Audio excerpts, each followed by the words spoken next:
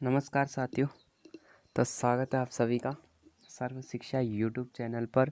और साथियों, अपनी जो रामबाण प्रश्नोत्तरी चल रही थी उसका भाग 2 मैं आपके सामने लेकर आया हूँ। ठीक है, तो चलिएगा शुरुआत करते हैं साथियों आज के सेशन की। आज का पहला प्रश्न आपके सामने है साथियों, निम्न में से मध्य स्वर कौन सा है। ऑप्शन नंबर पहला है ए, आ, ई या फिर औ। तो इसका सही आंसर हो जाएगा साथियों ए। ठीक है, मध्य स्वर। यहाँ पर जीवा के आधार पर स्वरों की संख्या पूछी है, स्वरों का प्रकार पूछा, और जीवा के आधार पर स्वरों के 3 भाग होते हैं, अग्र, मध्य और पश्य। तो ये आपको ध्यान रखना है साथियों, जो अ है वो मध्य स्वर है। चलेगा प्रश्न नंबर 2 आपके सामने है साथियों। आज का प्रश्न नंबर 2 और प्रश्न है साथियों, निम्नलिखित में स्वरों में से विवृत स्वर का चयन कीजिए। ठीक है, विवृत स्वर पूछा है। ऑप्शन नंबर है ए, आ, ई या फिर उ। तो देखिएगा विवृत स्वर की अगर यहाँ पर बात हो रही है तो साथियों विवृत स्वर कौन सा हो जाएगा। विवृत स्वर है साथियों ऑप्शन नंबर बी। ठीक है, विवृत स्वर है ये जो है साथियों अर्धविवृत है। ठीक है, ये आपको ध्यान रखना है। चलिएगा प्रश्न नंबर 3 आपके सामने साथियों। प्रश्न नंबर 3 है साथियों, पर्वत के ऊपर की भूमि क्या कहलाती है। ऑप्शन नंबर पहला है उपत्यका, आदित्यका, ऊसर या फिर बंजर। यहाँ पर मैं आपको थोड़े से समझा देता हूँ कि आपने इसका तो सही आंसर तो जो होगा साथियों वो होगा आदित्य का। अब मैं आपको मैं थोड़ा समझा देता हूँ। देखिएगा आपने अपने ग्राम पंचायत में या अगर आप वयस्क है तो आपको मतदाता आप जरूर होंगे। तो आपने बहुत सारी बार आपने ये नाम सुना होगा उप सरपंच। सुना है उप सरपंच। ठीक है, अब मैं ये क्यों बता रहा हूँ ये अभी आपको समझ में नहीं आएगा अभी आपको आएगा। उप सरपंच, उप सभापति ये भी आपने सुना होगा साथियों। ठीक है, उपराष्ट्रपति ये भी आपने सुना होगा। तो आप मेरे को ये बताइए, जो उप सरपंच होता है वो सरपंच से छोटा होता है या बड़ा होता है। तो आप सभी को पता होगा जो सरपंच होता है वो तो बड़ा होता है, इसलिए उसके आगे क्या नहीं लगता, उप नहीं लगता। तो यहाँ पर देखिएगा, यहाँ जो उपत्यका है यहाँ उप लग रहा है, तो उप का मतलब है ये नीचे होती है, यानी कि पर्वत के नीचे की भूमि। और आदित्य का ये अधिक यानी कि ऊपर होती है, तो ये पर्वत के ऊपर की भूमि है। तो आशा करता हूँ ये आपको समझ में आएगा। चलिएगा प्रश्न नंबर 4 आपके सामने साथियों। प्रश्न नंबर 4 है, निम्न में से स्पर्श व्यंजन नहीं है। ऑप्शन नंबर है ए, ख, ग। तो यहाँ पर व्यंजन ये हो ही नहीं सकते। च, छ, ज, ट, ठ, ब, ढ या फिर प, ब या भ या फ। तो इसका सही आंसर हो जाएगा स्पर्श व्यंजन। यहाँ पर जो है ये यहाँ पर नहीं होगा। ठीक है, स्पर्श व्यंजन नहीं है। ठीक है, इसका सही आंसर है साथियों ऑप्शन नंबर ए। ये 2 व्यंजन है लेकिन ये 2 इसमें स्वर आ रहे हैं, तो इसका सही आंसर हो जाएगा ऑप्शन नंबर पहला। चलिएगा साथियों प्रश्न नंबर 5 आपके सामने है। प्रश्न नंबर 5 है, निम्न में से ताड़न जात व्यंजनों का चयन कीजिए। ड, ड, अड़, अड, छ, ज, आड़ या थ। तो देखिएगा ताड़न जात, इनको साथियों द्विगुण, द्विपृष्ठ, द्विगुणी भी इन्हें कहा जाता है। तो इसका जो ऑप्शन नंबर बी है इसका सही आंसर हो जाएगा अड और अड। देखिएगा यहाँ पर ओनली अड है, यहाँ पर ढ है, ये हो ही नहीं सकता। और यहाँ पर अड है लेकिन यहाँ पर थ है, और यहाँ पर दोनों है, तो इसका सही आंसर हो जाएगा ऑप्शन नंबर बी। ठीक है साथियों, चलिएगा प्रश्न नंबर 6 आपके सामने है। और प्रश्न नंबर 6 है साथियों, उत्क्षिप्त व्यंजनों का उपनाम क्या है। देखिएगा उत्क्षिप्त व्यंजन जो अभी नेक्स्ट क्वेश्चन अपना लास्ट क्वेश्चन गया है। ऑप्शन नंबर पहला है ताड़न जात, द्विगुणी, देशपृष्ठ या फिर उपरोक्त सभी सही है। बिल्कुल, इसका सही आंसर हो जाएगा उपरोक्त सभी सही है साथियों। इनको उत्क्षिप्त व्यंजनों को ताड़नजात भी कहा जाता है, द्विगुणी भी कहा जाता है और द्विपृष्ठ भी कहा जाता है। तो इसका सही आंसर हो जाएगा ऑप्शन नंबर डी। तो ये आपको ध्यान रखना। चलिएगा आज का प्रश्न नंबर 7 आपके सामने है साथियों। प्रश्न नंबर 7 है, हिंदी वर्णमाला में संघर्षी व्यंजनों की संख्या कितनी है। संघर्षी, तो यह आप ऑप्शन नंबर पहला है 4, 5, 6 या फिर 7। संघर्षी आपको पता होगा उस संघर्षी उसमें व्यंजनों को कहा जाता है। तो उसमें व्यंजन कितने होते हैं साथियों, 4 होते हैं। तो इसका सही आंसर हो जाएगा ऑप्शन नंबर पहला। देखिए संघर्षी व्यंजन कौन कौन से हैं। एक तो है श, श, स और है। तो ये आपको पता होगा, ये 4 जो है ये संघर्षी व्यंजन है। इनकी संख्या कितनी है साथियों, 4। तो इसका सही आंसर हो जाएगा ऑप्शन नंबर पहला। चलिएगा साथियों नेक्स्ट क्वेश्चन की ओर चलते हैं। नेक्स्ट क्वेश्चन है साथियों आपके सामने प्रश्न नंबर 8। और प्रश्न नंबर 8 है, निम्न में से कौन सा व्यंजन स्पर्श संघर्षी के अंतर्गत नहीं गिना जाता। देखिएगा यहाँ पर बहुत इंपॉर्टेंट प्रश्न है, स्पर्श संघर्षी के अंतर्गत नहीं गिना जाता कि च, छ, ज या फिर ट। तो इसका सही आंसर हो जाएगा साथियों ऑप्शन नंबर डी ट, क्योंकि ये जो है साथियों च का एक तो है च साथियों, च, छ, ज और छ, ये जो चार वर्ण है साथियों इनको हम स्पर्श संघर्षी कहते हैं। ठीक है, ये आपको ध्यान रखना है। चलेगा, प्रश्न नंबर 9 है साथियों। प्रश्न नंबर 9 आपके सामने है, निम्न में से लुंठित वर्ण कौन सा है। बहुत अच्छा प्रश्न है। यह है, र है, द है या फिर वह है। लुंठित वर्ण, इसका सही आंसर हो जाएगा र। इसको प्रकंपित भी हम कहते हैं। ठीक है, ये अभी आपको ध्यान रखना है, प्रकंपित व्यंजन वर्ण। ठीक है, चलेगा। प्रश्न नंबर 10 आपके सामने साथियों। प्रश्न नंबर 10 है, निम्नलिखित विकल्पों में से अर्ध स्वरों का चयन कीजिए। अर्ध स्वर, मैं, व, यल, रल या फिर यव। तो इसका सही आंसर हो जाएगा ऑप्शन नंबर डी, य और व। इनको साथियों अर्ध स्वर की श्रेणी में रखा गया है। तो चलिएगा, प्रश्न नंबर 11 आपके सामने है और प्रश्न नंबर 11 है, किस विकल्प में सभी नासिक्य वर्ण है। ण, न, म, न, म, त। तो इसमें तय नहीं होगा, इसमें भी तय है और इसमें ये हो ही नहीं सकता। तो इसका सही आंसर हो जाएगा ऑप्शन नंबर पहला, ण, न और म। ठीक है साथी, चलिएगा अब चलते हैं अगला प्रश्न की ओर। प्रश्न नंबर 12। प्रश्न नंबर 12 है, इसको मैं थोड़ा सा आपके सामने छोटा कर देता हूँ। प्रश्न नंबर 12 है, व्यंजनों के संबंध में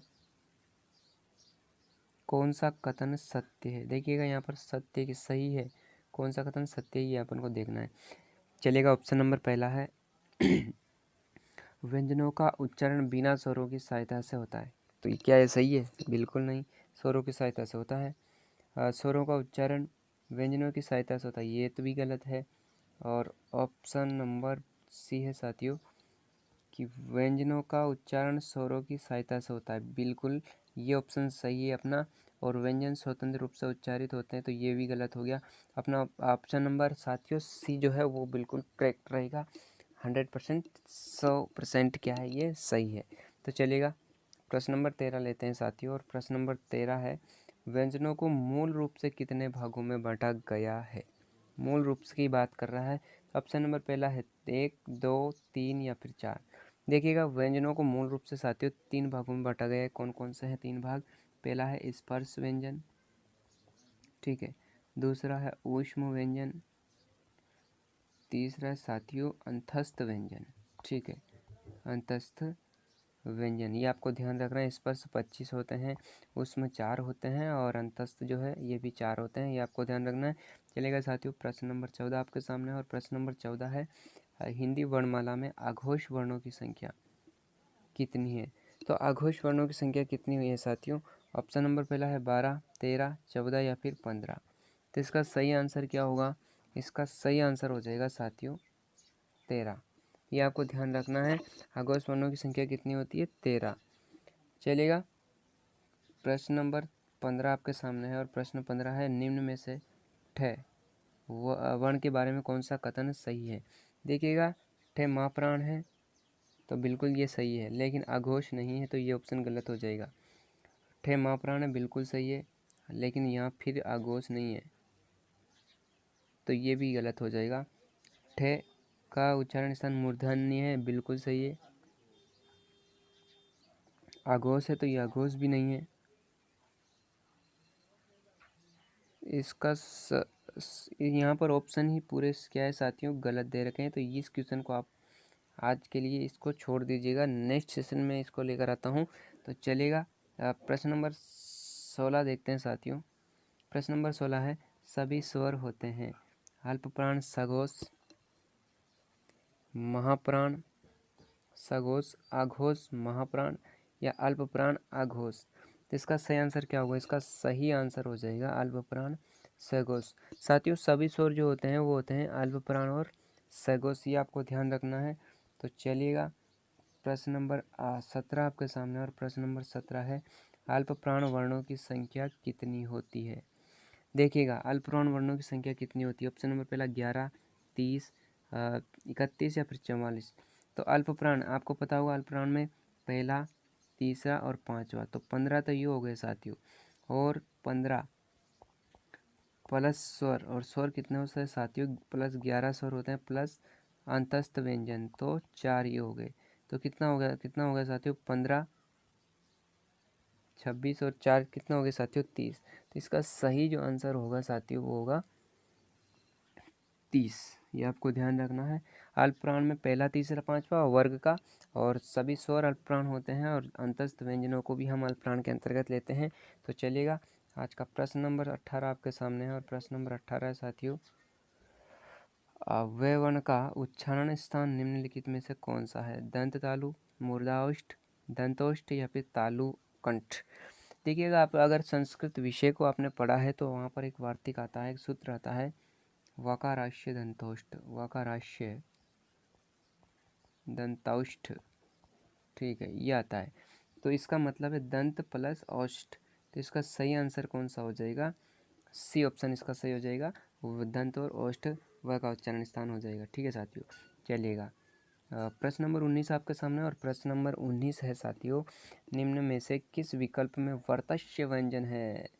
यह आपके लिए नया प्रश्न हो सकता है। तो ऑप्शन नंबर पहला है न द रस, न ल स ज, न ल स जम, न ल स व। तो इसका सही आंसर कौन सा होगा साथियों? इसका सही आंसर होगा ऑप्शन नंबर बी। मैं इसकी एक ट्रिक आपको बता देता हूँ कि वर्तस्य व्यंजन कौन कौन से होते हैं। यहाँ तो आपको दिख ही रहा होगा, एक है न, ल, स और ज, ठीक है, ये है। तो चलिएगा, मैं इसके लिए आपको एक छोटी सी ट्रिक बता देता हूँ। देखिएगा साथियों, आपको याद रखना, नल से, और नल से क्या निकलता है? जल, ठीक है। तो ये ट्रिक आपको याद रखनी है, नल से जल। तो न, ल, स और ज, 4 वर्तस्य व्यंजन हो जाएंगे नल से जल, ये आपको याद रखना है। तो चलिएगा, प्रश्न नंबर 20 आपके सामने है, और प्रश्न नंबर 20 है साथियों, निम्नलिखित में से तत्सम शब्द का चयन कीजिए। पिक्चर, ये तो इंग्लिश वर्ड हो गया। आग, ये आग भी हिंदी है। चीता और अश्रु, इसका सही आंसर हो जाएगा अश्रु, ठीक है। चलिएगा, प्रश्न नंबर 21 आपके सामने है, और प्रश्न नंबर 21 है साथियों, संकर शब्दों का निर्माण होता है। बहुत ये कॉन्सेप्चुअल क्वेश्चन है। ऑप्शन नंबर पहला है एक ही भाषा से बना हुआ शब्द, दो अलग अलग भाषाओं से बनता है, बिल्कुल सही है। दो अलग अलग भाषाओं से, दो अलग अलग शब्दों से नहीं बनता। उपरोक्त सभी सही, बिल्कुल उपरोक्त सभी सही नहीं हो सकता। इसका सही आंसर हो जाएगा ऑप्शन नंबर बी, दो अलग अलग भाषाओं से संकर शब्दों का निर्माण होता है, ये आपको ध्यान रखना है। चलिएगा, प्रश्न नंबर 20 आपके सामने है, और सॉरी 22 आपके सामने है। 22वां क्वेश्चन है, निम्नलिखित में से कौन सा शब्द तुर्की भाषा का है? तुर्की भाषा का, तो बारूद, बैगम, बीबी या फिर उपरोक्त सभी। जी हाँ, इसका सही आंसर हो जाएगा साथियों, ये तीनों ही तुर्की भाषा के शब्द हैं, बारूद भी, बैगम भी और बीबी भी, ठीक है। अब आपको याद रखना है इन तीनों शब्दों को कि किस भाषा के शब्द है, हम इसका प्रयोग करते हैं, ठीक है। चलिएगा, प्रश्न नंबर 23 आपके सामने, और प्रश्न नंबर 23 है साथियों, और निम्न में से संकर शब्द का चयन कीजिए। तरबूज, चम्मच, आग या फिर जांच करता। अब बताओ संकर शब्द। तो संकर शब्द क्या हो जाएगा? इसका सही आंसर जो है वो है जांच करता। अब कैसे संकर शब्द, देखिएगा, मैंने पहले जो क्वेश्चन अपने पढ़ा था वो उसमें पढ़ा था कि जो संकर शब्दों का निर्माण होता है साथियों, वो होता है दो अलग अलग भाषाओं से। तो यहाँ पर जो जांच शब्द है, जांच, ये फारसी भाषा का शब्द है, ये आपको ध्यान रखना है। और जो कर्ता शब्द है, कर्ता, ये किस भाषा का शब्द है? ये है हिंदी भाषा का शब्द। तो हुई ना दो अलग अलग भाषाएं, और दोनों अलग अलग भाषाओं से मिलकर एक शब्द बन गया। तो ये कौन सा शब्द हो गया? संकर शब्द हो गया, ये आपको ध्यान रखना है। चलिएगा, प्रश्न नंबर 24 आपके सामने साथियों, और प्रश्न नंबर 24 है, निम्नलिखित में से यौगिक शब्द का चयन कीजिए। यौगिक, विद्यालय, दशानन, लंबोदर या उपरोक्त सभी। बिल्कुल सही है, उपरोक्त सभी सही हो जाएगा। यहाँ पर देखिएगा, विद्यालय जो बना है साथियों वो विद्याधन आलय, ये दो अलग अलग शब्दों से बना है, ठीक है। तो ये दोनों का योग हुआ है। यहाँ पर भी दश प्लस आनंद, दोनों का योग हुआ है। और यहाँ पर लंबा प्लस उदर, यहाँ भी दो शब्दों का योग हुआ है, इसलिए इनको, ये सभी तीनों ही यौगिक शब्द है। ऑप्शन नंबर डी इसका सही आंसर हो जाएगा। चलिएगा साथियों, प्रश्न नंबर 25 आपके सामने है, और 25 वह क्वेश्चन है वर्ण का उच्चारण स्थान निम्नलिखित में से कौन सा है? काकल्य, कंठ, तालु या फिर मूर्धा। देखिएगा है वर्ण का जो उच्चारण स्थान है साथियों वो है काकल्य, लेकिन इसको एक नाम से और पुकारा जाता है, वो है अली जिह्वा। ठीक है, अली जिह्वा, ये आपको ध्यान रखना है। ये भी इसका सही आंसर हो जाएगा, ऑप्शन नंबर पहला। ठीक है साथियों, चलिएगा आज का प्रश्न नंबर 26 है, और प्रश्न नंबर 26 है, हिंदी वर्णमाला में रकार के कितने रूप होते हैं? ये भी बहुत इंपॉर्टेंट प्रश्न है, शायद आपको अपने पहली बार इसको पढ़ने को मिला होगा। तो रेकार के कितने रूप होते हैं? ऑप्शन नंबर पहला है 1, 2, 3 या फिर 4। तो रेकार के कितने रूप होते हैं साथियों? इसका सही आंसर हो जाएगा 3। केन कौन से होते हैं? देखिएगा, एक तो होता है ऊपर ये अर्ध, और एक होता है साथियों ये वाला, और साथियों आपने देखा होगा कभी कि जैसे मैंने लिखा ट्रंक, तो इस ट्रंक में साथियों ये जो होता है एक ये वाला, तो ये रे होता है, और एक ये इधर वाला होता है साथियों, ये हलंत होता है। तो 3 रूप हुए ना, 1, 2 और ये 3। ठीक है, तो चलेगा इसका सही आंसर कौन सा होगा? तो ऑप्शन नंबर सी। चलेगा, प्रश्न नंबर 27 आपके सामने है, और प्रश्न नंबर 27 है साथियों, पंक्ति का तद्भव शब्द निम्नलिखित में से कौन सा है? पतंग, पंखा, पलंग या फिर लाइन। देखिएगा, पंक्ति का सही आंसर हो जाएगा पतंग, इसका तद्भव रूप है।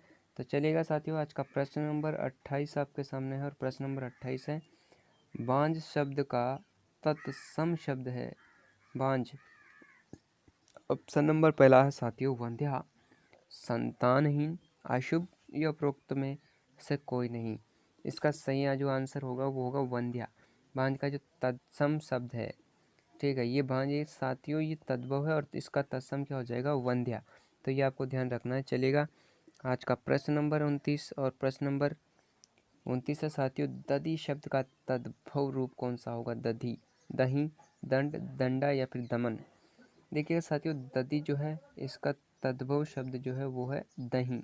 ठीक है, आपको ये ध्यान रखना है, दही इसका तद्भव शब्द है। चलेगा, आज का इस सेशन का और इस क्लास का अंतिम लास्ट क्वेश्चन आपके सामने है, निम्नलिखित में से कंठ तालव्य में वर्णों का चयन कीजिए। कंठ और तालु। ए, इसका ऑप्शन नंबर पहला है ए ई, तो इसका तो है कंठ और इसका है तालु।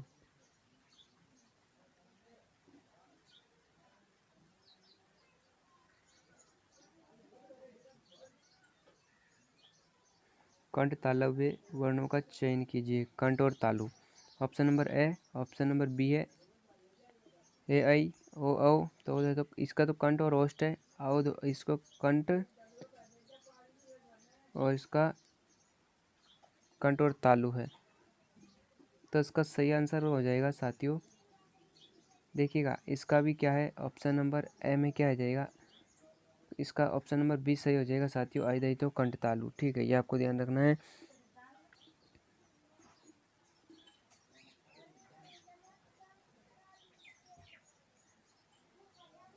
तो चलिएगा साथियों, आज के लिए इतना ही। अगर आपको ये वीडियो पसंद आया है तो मेरे चैनल को लाइक अवश्य कीजिएगा, सब्सक्राइब करना ज़रूर ना भूलिए, ताकि आने वाली अपडेट आप तक जरूर जल्दी पहुंच जाए। अगर आप इस PDF को प्राप्त करना चाहते हैं तो साथियों मैंने डिस्क्रिप्शन में टेलीग्राम की लिंक दे रखी है, उस पर आप जाकर ये प्रश्नों को आप प्राप्त कर सकते हैं। थोड़े बहुत जो डाउटफुल क्वेश्चन है वो आपको आप कमेंट बॉक्स में ज़रूर बताइएगा, ताकि मैं आने वाली वीडियो में इसका सॉल्व कर सकूँ। तो चलिएगा साथियों, आज के लिए इतना ही। लेकिन इस सेशन में जितने भी आपके प्रश्न सही हुए हैं वो आप कमेंट बॉक्स के माध्यम से बताना ना भूलें। चलिएगा साथियों, आज के लिए इतना ही, धन्यवाद।